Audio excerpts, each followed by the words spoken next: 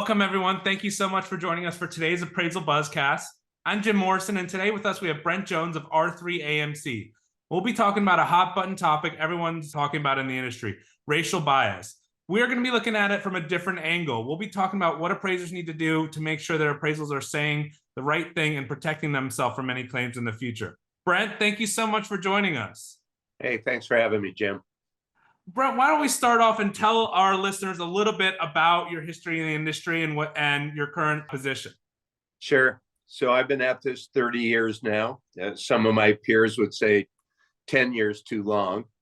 But I started in 1990 as an intern and working for free for a friend of mine whose parents were appraisers. Fast forward, here we are 32 years later. So I love the industry. I've made many friends and had a very satisfying run. So, but nothing surprises me in this industry today, that's for sure.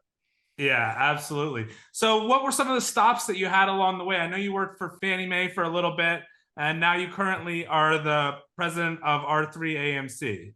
Right. So, yeah, I had started my practice in 92. In 2009, when everything went sideways, Fannie Mae was one of my biggest clients, and I took a position with them as a senior analyst, actually as an analyst for Nevada. And then I was promoted to a senior analyst there for the Western United States. And I left there in 2015 and then started this appraisal management company, R3.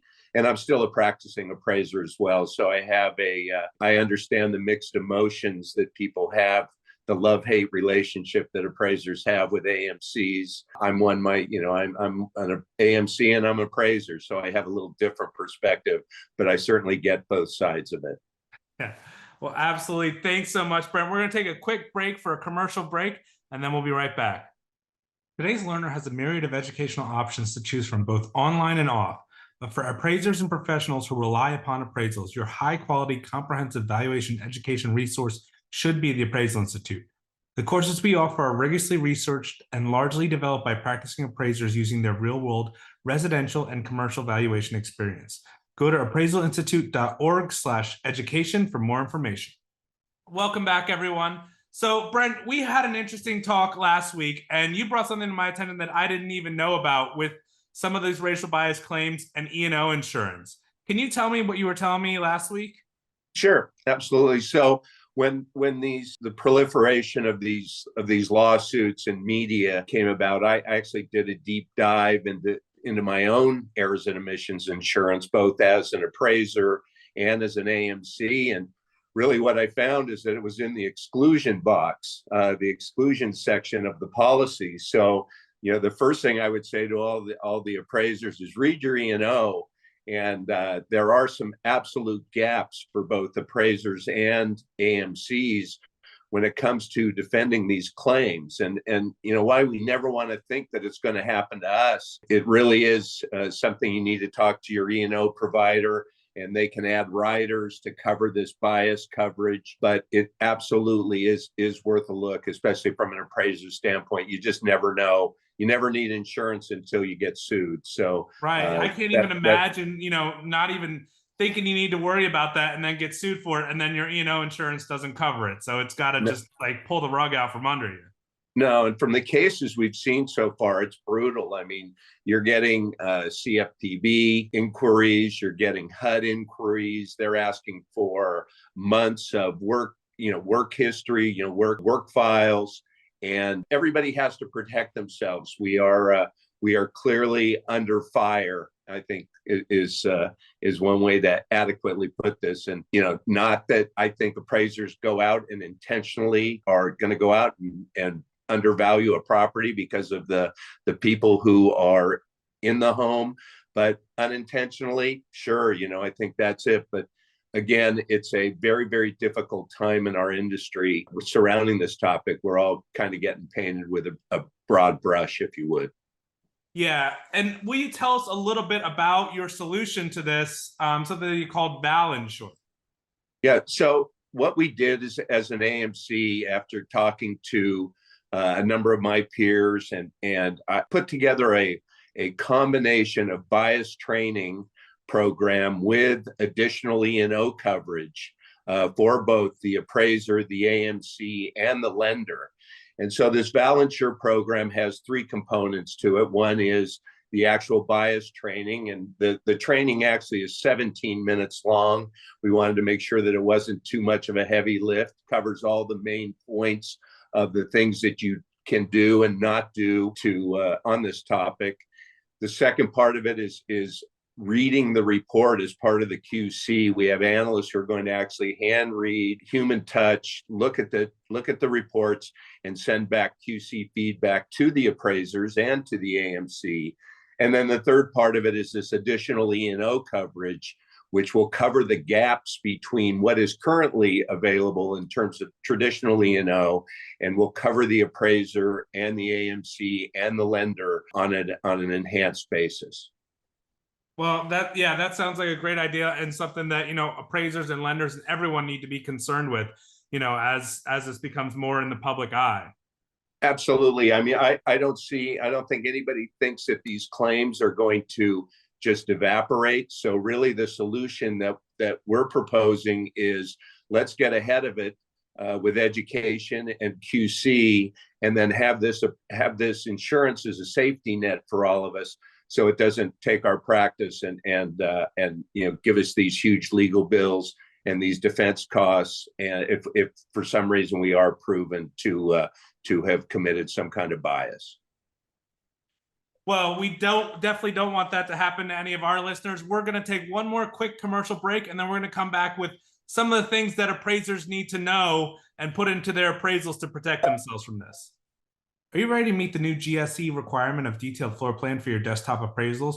Remote Val, a remote inspection app designed for appraisers, has a 3D video scan feature which creates a detailed floor plan you can submit with your report. Remote Val's live virtual inspection technology allows you to personally verify the data at the same time. You can also supplement missing photographs using the remote photography feature. Incenter pays you your same full fee for Remote Val inspections. Desktop appraisals have never been faster, easier, or more trustworthy. To see a demo of Remote Val in action, visit incenteram.com. All right, welcome back, everyone. And Brent, let's talk about that training that you talked about as part of Valinsure. We're going to link it right here so that everybody can go check it out and see what they need to know. But give us a couple examples of what some appraisers can do to make sure and protect themselves from any of these claims. Sure. So, it's interesting here. I wrote the training, and I found myself in a conversation with a buyer's agent at a property. They were talking to me, obviously giving me that helpful influence of how they thought that they were overpaying for the property. And, I'm talking to her, and then I look over and I see an Arlo. I see a camera, and I'm going, oh, geez, the seller is listening in on this entire conversation. I think that lesson there is really the key thing. Is we have to be so careful what we say, what we do. Everything is recorded at the subject property now, especially if they're vacant. So we just don't even think about it. And here I wrote the training, and I was guilty of, round one of the appraiser training. So my message to all you out there is realize that you're probably on camera somewhere. Yeah, I think that's, a really thing that one of the things that's changed most about our culture is everyone's got a camera in their pocket, and you're probably being recorded more than not. Right. So that, and then really that I think the biggest thing that we've touched on in the video is that, these claims, they escalate. And so we have to be so careful, number one, to be able to identify when these are happening, but the responses that we put together, whether it be in a reconsideration of value or in a conversation with the agents, we have to be so careful and so respectful now, because what you do not want in this is an angry homeowner, borrower, seller, real estate agent. We have to be above that. We have to make sure that the how we communicate and how respectful we are to the other participants, I think is really a huge key in this. Yeah, I agree with you. And it's really become a situation where people need to be sure to protect themselves, even though they have no bias and no plan on any of that. it's better to have your T's crossed and your I's dotted to make sure that you don't even have to worry about somebody construing a message that you had a different way. Absolutely. Absolutely. You know, and the other parts of the video, we actually cover seven different items in the video. Again, we kept it very short. We didn't want it to be the 4-hour CE history class on appraisal bias. But really the key thing is we talk about being consistent with your adjustment methodology, you know, over your entire body of work.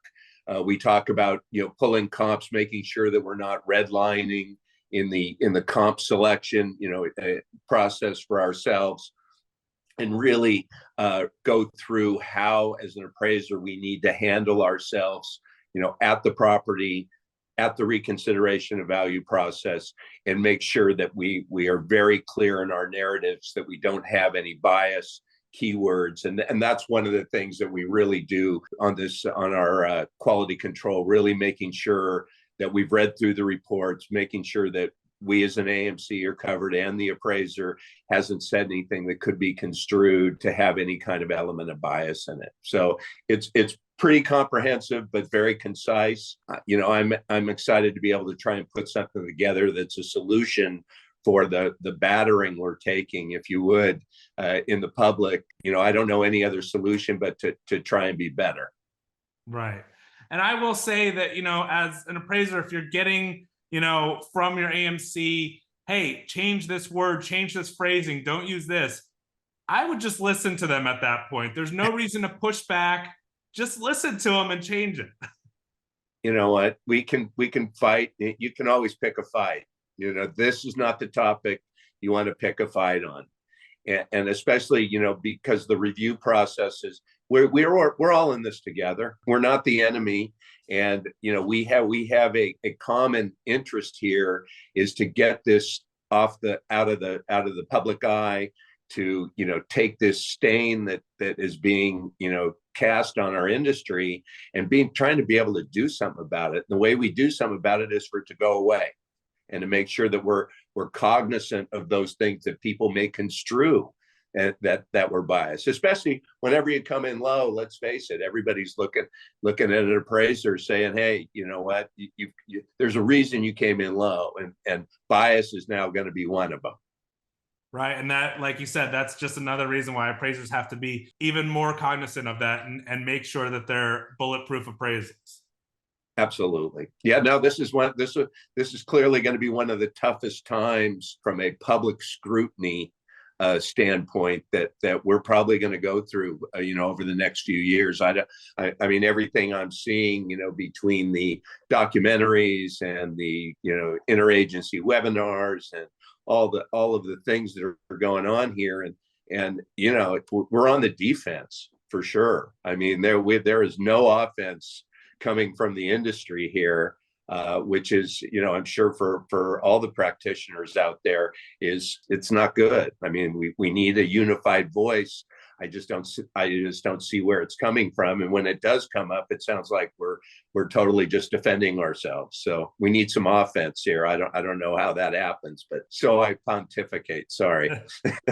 Well, thank you so much, Brent. You know, listeners, if you want to check this out, we'll be posting the link to check out his training module on our website. And also we'll have the press release published by the time this is published as well.